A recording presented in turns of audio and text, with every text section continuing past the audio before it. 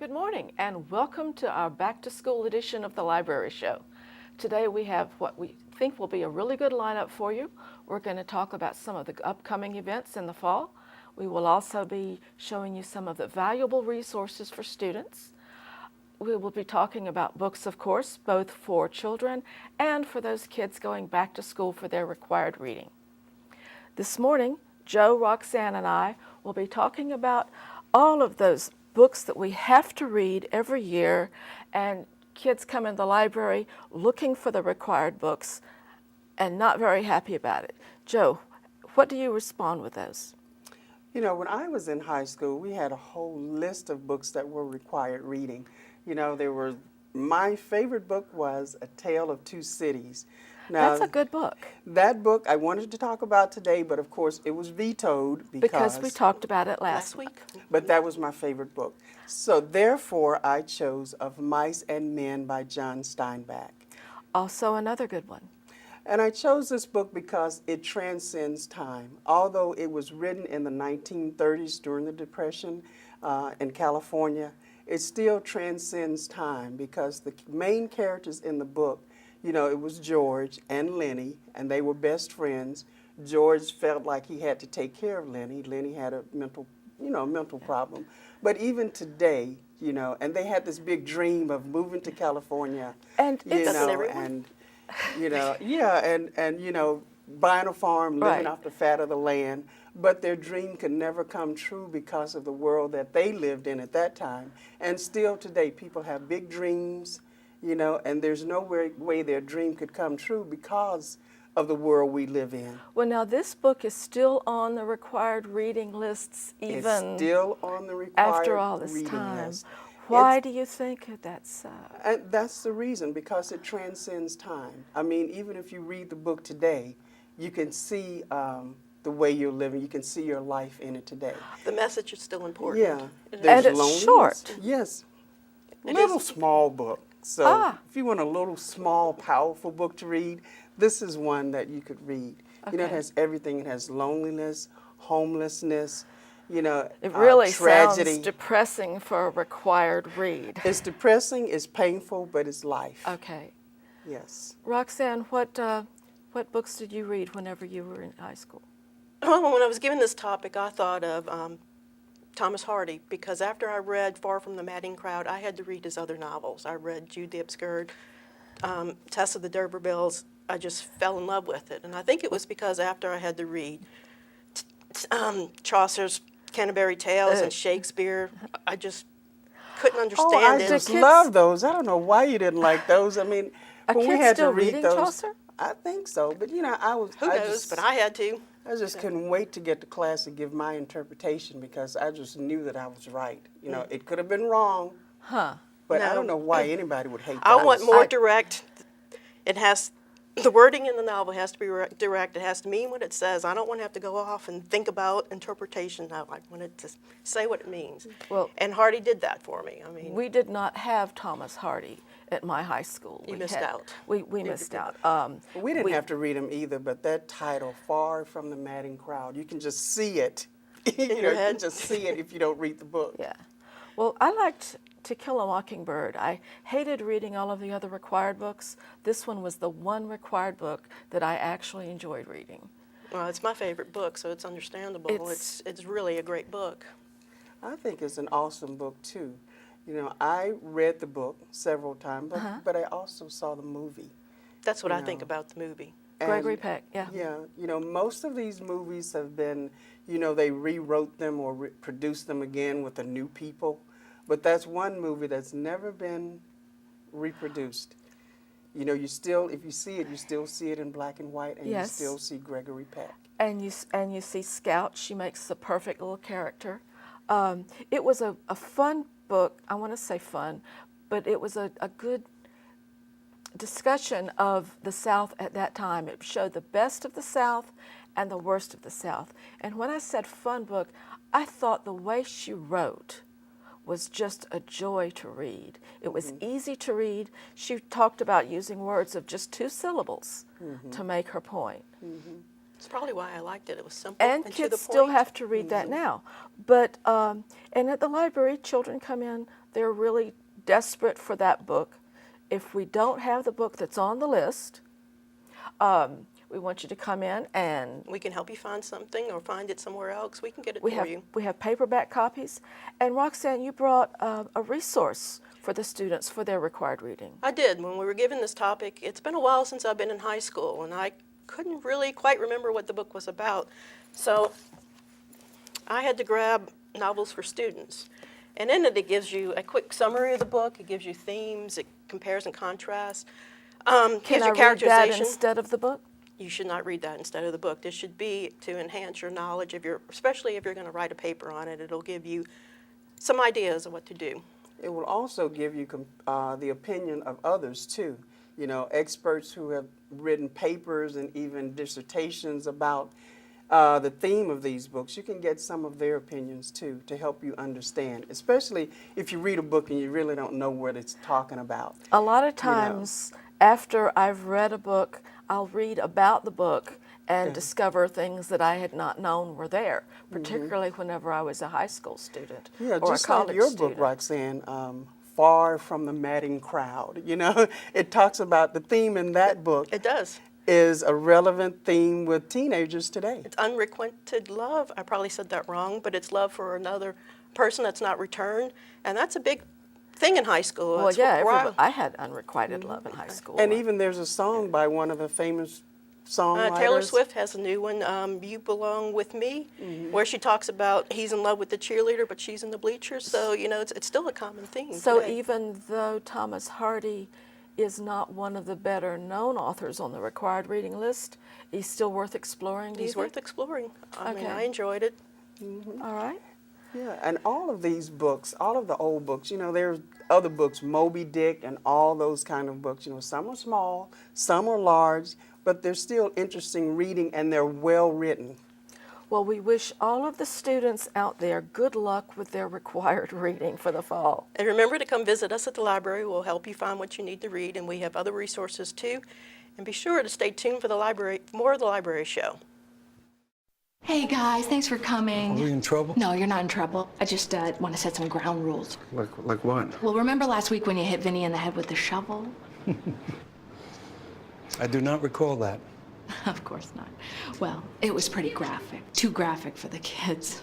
So I'm gonna have to block you. You know, I got to make this up to you. This is Vinny's watch, and I want you to have it. You deserve No, it. thank you. That's really not necessary. No. Come here. Welcome back to the Library Show. I'm Julia, and I'm here with my buddy Shannon. Hi. We are going to talk to you today about a few things going on this fall at the library. A lot of people think that when school comes back in, there's nothing to do at the library.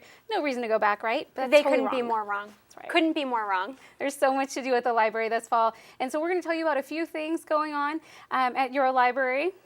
So many things. I can't get over it. So first up, though, we want to tell you about the Tuskegee Airmen exhibit happening at the Powder Springs Library through August the 27th. This exhibit is on loan from the Kennesaw State University Museum of History and Holocaust Education, and it's amazing. It is. You're already going to the library. It's free to see. You don't have to pay anything. That's right. Why not go see it?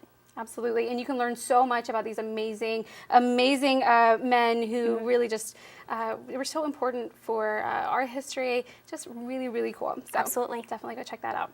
All right. Another exhibit that you can't miss is the one over at the East Cobb Library, and that is a glass mosaic exhibit from Julie Mazzoni. I don't want to get her name wrong.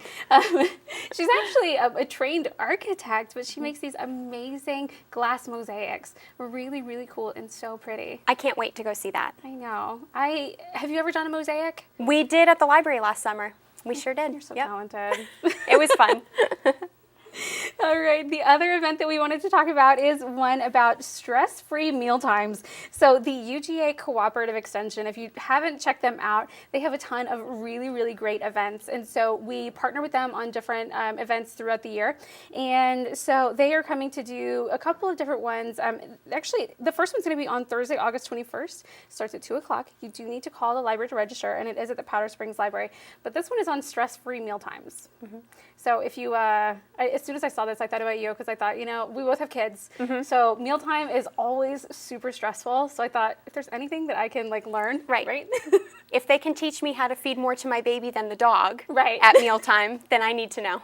Can they teach me how to get my kid to eat anything other than chicken nuggets? I don't hope know. so. They have another one coming up in August as well. It's August 28th, and it's called Color Me Healthy. So I'm pretty sure they're going to be talking about some different vegetables and getting a whole range of colors, and that's so important. Yes. So what can you feed your baby? He's 8 months now. He eats everything. Everything. Everything. Do you eat his food too? Because I know a lot of moms will eat the. His the food is banana better stuff. than mine, I think. It's The pretty puffs good. are really good. I wonder if they're going to cover that. Probably not. All right, so excuse me. Another event that we wanted to talk about is the Southern Order of Storytellers. It's their second annual storytelling workshop, and this is going on for youth and adults. It's free and open to the public at the Schweitzer Library on Saturday, August the 30th from 10 a.m. to 12:30 p.m. And storytelling is so important, and I know you're such a good storyteller. Do you have any tips for folks? Thank you. You have to love it. Yeah. You have to, leave any prejudice at the door. Go with it. Don't worry about what other people think, and have fun. Have fun, absolutely. Have fun. Have fun. Shannon always tells good stories during her story time, so. Thank you. That one is, RSVP is required for that event, so definitely either go online or call the library for more information about that one. So, also in September, so that was a bit of stuff about August, right? But there's more information on our website. It's cubcats.org/calendar. September though, some fun things coming up. Library card sign-up month. So good. Always fun stuff. There's so many things you can do with your library card, and a lot of people Yes. don't know that. Yes. So it's a good time to come back into the library and learn all about that. Come ask your librarian everything you can do with your card. It's not just checking out books. That's right. We've got all kinds of fun things. People are always surprised to learn that we have downloadable magazines. We have classes, and we've heard Cindy talk about the classes Yes. over the a couple of library show episodes. You can check out a Zoo Pass. So Right. All these fun things you can do with a library card. So if you don't have one, September's a good time. Come get one. And of course, we can't leave out all of the libraries will be closed for Labor Day. Always important. It's nice to have a day off, A right? day off. A long Yes, weekend. A long weekend. So that's Monday, September the 1st. So don't forget about that. You can find more information about everything that's on our calendar, and it's cubcat.org/calendar. So don't go away. There's more of the library show and of Shannon coming up after this. You can say with me, imagine what you'd see if every child had a book to read. So the mission is for us to get a book to each and every child. So let's join hands, book people unite, unearth hidden passion. Come on, we'll have a good time. One book could be the first thing that helps to change a life. Book people unite. Read to a child today and spark a lifetime of ambition. Welcome back to the show. I'm Shannon. And I'm Beth. Can you believe it's already time to go back to school?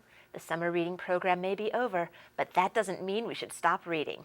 We've brought some fun school books that we hope you'll enjoy. My first book is a brand new book called Dinosaur vs. School, and it's by Bob Shea, whom I adore. Dinosaur is starting preschool, and with school comes new challenges, like making friends and making crafts with googly eyes. Is Dinosaur up for the challenge? And are you ready to roar when you read this book? Okay, Shannon, on 3. 1, 2, 3. Roar! Yeah, we win. I love Dinosaur, but have you ever heard of Skippy John Jones? He's everyone's favorite Siamese cat who thinks he's a Chihuahua. In Skippy John Jones, Class Action by Judy Schachner, Skippy John wants nothing more than to go to school. But Mama says school's no place for a cat, it's only for the dogs. Does that stop Skippy John? Nope. He packs his backpack and heads off to school. He goes to art class, music class, even French class. And when the school bully shows up, it's up to Skippy John Jones to take care of him. But I don't think it'll end the way you think it will. I have another brand new book for you, and it's called Choose First Day of School, and it was written by Neil Gaiman and illustrated by Adam Rex, another illustrator and author I love. It's actually the sequel to Tuesday, which, if you haven't read it, you really should because it's really funny. On Choose First Day of School, Chew the panda, that's the back of the book, here's the front. Chew the panda is worried about meeting the other kids in the class. Chew's teacher asks everyone in the class to say their name and share something they love to do. And From the very first line of this book, we learn that there was a thing that Chew could do. Can you guess what it is? If you've been to school before, you know all about School Picture Day. It's when you dress up, smile nice, and get your picture taken at school. The little boy in this book, Picture Day Perfection by Deborah Deason, decides he's going to take the perfect school picture. But then everything goes wrong. He wakes up with the worst case of bedhead, and he gets maple syrup in his hair at breakfast. His favorite shirt is dirty and has stains on it. He gets in trouble on the bus and in class, and during art, he gets paint everywhere. His perfect picture is ruined. Or is it? I can't give away the ending, but I think you'll agree this is one crazy school picture day. Speaking of pictures, this next book is full of photographs of puppies. It's called Doggone School, and it's a poetry book by Amy and Ron Schmidt. The poems are all about school, and they're all really short. And each page is full of puppies doing adorable school things like reading, math, science, and of course, lunch. This is a fabulous book to get you excited about going back to school, or as this book calls it, bark to school.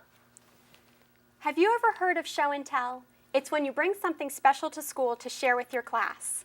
In Knuffle Bunny 2, A Case of Mistaken Identity by Mo Willems, Trixie decides to bring her Knuffle Bunny to pre-K to share with her class. But, uh-oh, Sonia's Knuffle Bunny looks just like Trixie's Knuffle Bunny, and the two girls are not happy that they have the same bunny. When they can't get along during school, their teacher takes the rabbits and doesn't give them back until class is over.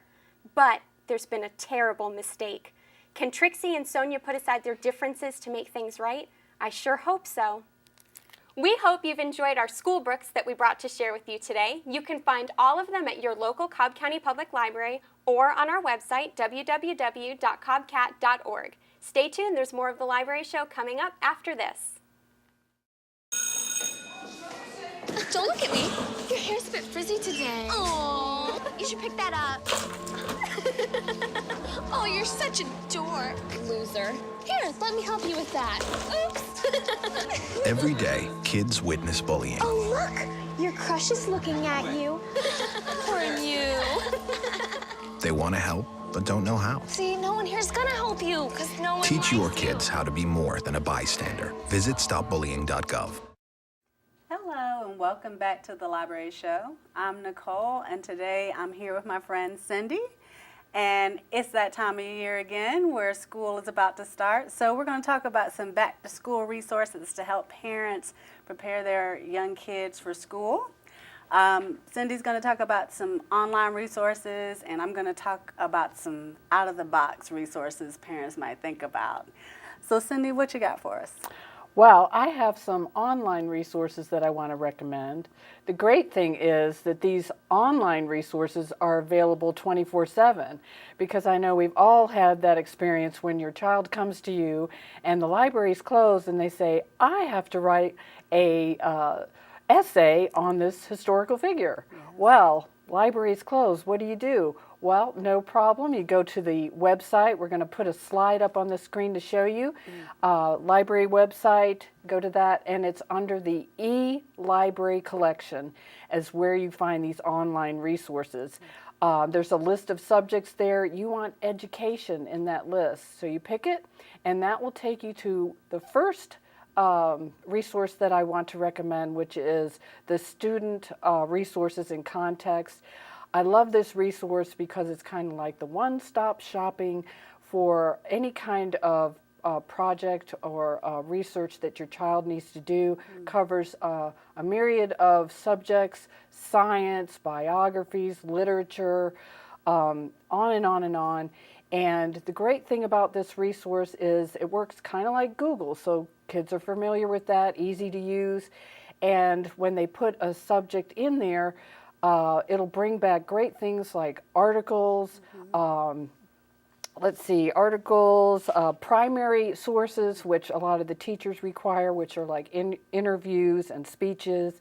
And it also has videos and podcasts in it, which are wonderful too, like the NBC and NPR little segments on subjects, which are really great to use. I've got one example that I'll put up on the screen for our viewers, and that is if your child has to research something like the Declaration of Independence, they get an actual picture of that document. Wow. Plus, they get this historical background on it, on the people that signed it, you know, all that good background information of how it came to be. So that's just one example. There's so many others, but we don't have time to go into all of them. I was going to mention, I love student resources and context because it helps you with citation. Yes, when you're doing that's your right. bibliographies, you need the proper format, and it'll help the kids cite their sources as well. Right. Yeah. One-stop shopping, Yes. like I said. Then the second online resources that I want to recommend to you, and I've got a slide to show you just what that looks like. It again is found in the eLibrary collection on the website. It's called Learning Express Library, and I've talked about this several times because it's a huge resource. It has a lot of different, they're organized into centers. They've got centers, and it's for all ages, not just for you know, people in elementary school, middle school, and high school, but even adult learners. But we're going to focus on the school age. And for the school age, it has practice sets in all kind of subjects, things like the basic skills of math, reading, and writing. But then as the student gets older, there's things like trigonometry, calculus, social studies, vocabulary, spelling. And really love these, the way the website is organized. You have it organized into the different grade levels. You just click on it and there's all those resources available. And it's all about practice. And I know one of your sons you used the math module with. Absolutely. And you know, student achievement in math is a hot topic in the news today. And what a great resource to get on Learning Express Library and do some tutorials and some practice exercises to get prepared for school. Right. Great supplement to what they're learning at school. Absolutely. And another little component of this is if your child is getting ready to go to college, there are the test preparation modules too, where they can get ready to take the SAT and the ACT. So it's a great resource. We don't have time to talk about all the wonderful things in it, but go to the website. In that eLibrary collection, not only is there Learning Express Library and student resources and context, but many, many more resources. So check that out or come into the library and talk with us, and we'll tell you more about that. Yeah. What have you got for us, Nicole? Well, I wanted to talk about something a little different. I wanted to talk about graphic novels, because graphic novels have taken the literary world by storm lately. And some smart publishers have come up with graphic novels that are for nonfiction subjects. So I wanted to share that with you as sort of a supplement tool to use with your learning. So this is an example of one. This is called Cell Life, and you can see in the example this character Max is actually traveling through a cell. And this is in graphic novel format. You and I, back in the day, would have probably called it a comic book. A comic book, yeah. Right, but now the libraries refer to them as graphic novels, and they're visually interesting and written in a fun and interesting way. But and there's the key right there. Yeah, that they have fun with it, but the kids are actually learning things. And I picked this one on cells because I remember when my kids were learning about cells, and I came across some words that I remember them learning: interphase, prophase, metaphase. Do you remember learning about that kind of stuff? No, but I don't either. I need to read that book. Yeah, but it's in here. And so the terminology, those are definitely some things that kids are going to need to learn when they're learning about cell structure and cell metabolism. And it's in this book in a fun and interesting way. And there's several different ones. So I brought a couple to show you. There's one on decoding genes and one on viruses. It's a number of different topics that they have these graphic novels on.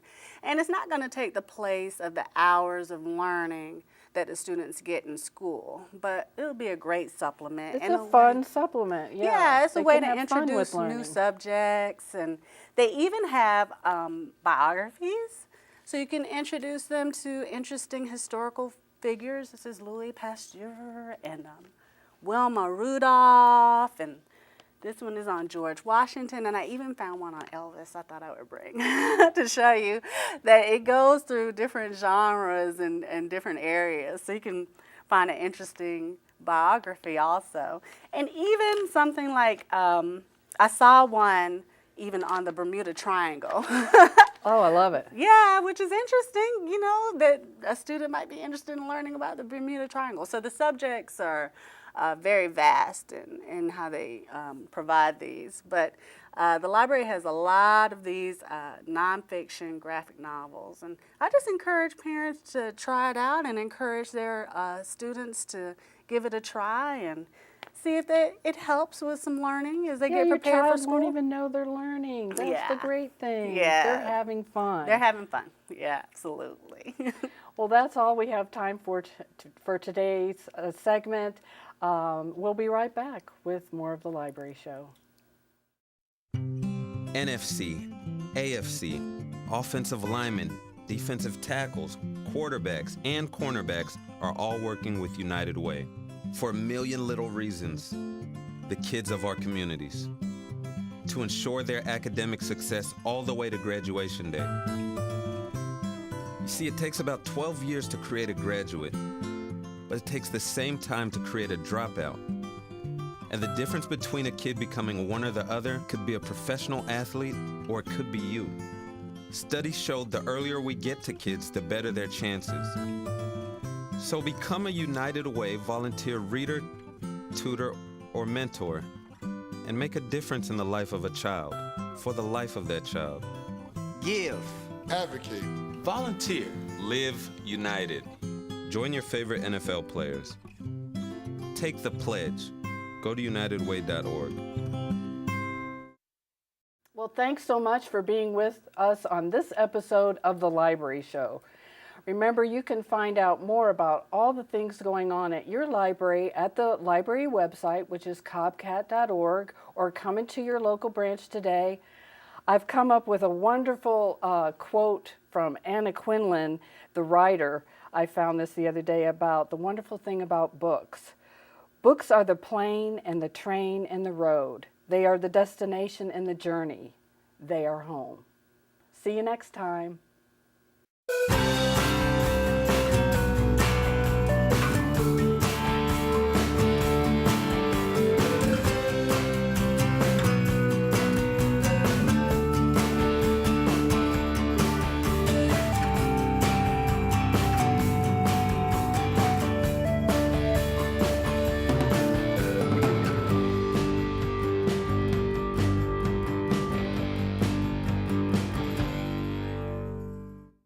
Each year, our children are put at risk by drivers who ignore bus stop arms and warning lights. In Cobb County alone, more than 1,000 drivers ignore them every day. The Cobb Police Department and Cobb Schools have partnered with Operation Stop Arm to educate drivers about the new law to save lives. Tragically, a young child was killed at a bus stop by a passing car in 2009. While we were being interviewed by the news crew, a driver ran through the stop arm of the bus. We had just installed new stop arm cameras on some of our buses and were able to hand the photo over to law enforcement. And now, with the new law, hopefully we will reduce violations of the stop arm law and have additional evidence to cite violators. Drivers who pass a school bus with a stop arm activated can receive up to a $1,000 fine from the court and get 6 points tacked onto their driver's history. It is a serious offense. So next time you're in a hurry and you're tempted to pass a stopped school bus,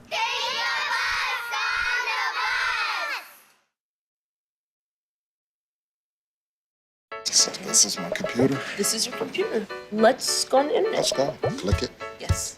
Okay. Eye cursor in between the R and the E.